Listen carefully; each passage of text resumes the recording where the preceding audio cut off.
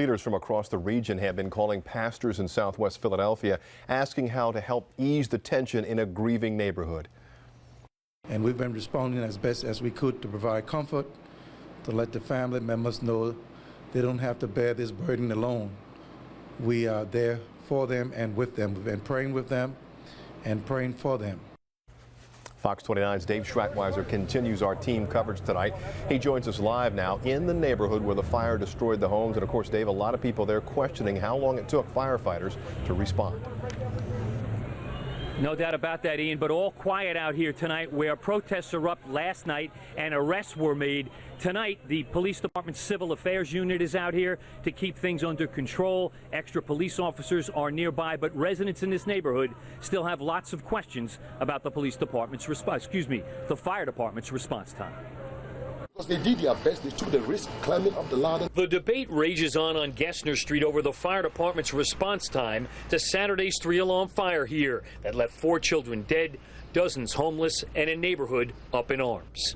Excuse me, sir, we're talking about when they first got here. How long did it take for them to get here? Guys were struggling up and down. The flames was everywhere, climbing up the ladder, climbing up the roof. Marcus Yarborough says he awoke to hear fireworks going off on the block early Saturday morning. He looked out the window. The fireworks stopped. Then I heard some popping, cracking sound.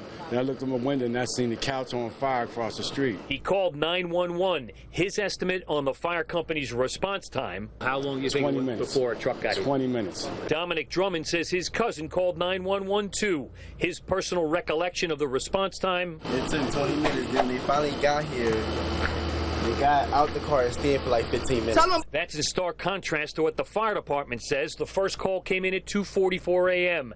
At 2:46, a verbal dispatch was made about a couch fire. At 2:47, a second fire call reporting 4 houses on fire and a crew on the way. At 2:49, ladder 4 was on scene. At 2:50, engine 40 was on scene. The national standard is 5.5 minutes. They made it within the national standard coming from another fire. Monday night, neighbors protested outside the local firehouse. Some arrests were made. Many affected here are Liberian immigrants. Tuesday, a Liberian official urged calm. We understand the grief, but we have to respect the law. Now, the fire commissioner again making the point today, disputing any information at all out on the street here about the response time by the fire department. He says his men acted bravely that night, fighting the fire and trying to rescue everyone. Coming up at 6, more on those threats against firefighters. Police are now investigating. That's coming up at 6. Ian? All right, Dave, thank you. A lot of developments in this story today. Fire officials say the first ladder truck was on scene. Within 3 minutes, 4 children died in that fire. And of course, left 10 families homeless. It's still not clear how the fire started. If you'd like to help the victims, you can drop off donations at Christ International Baptist Church.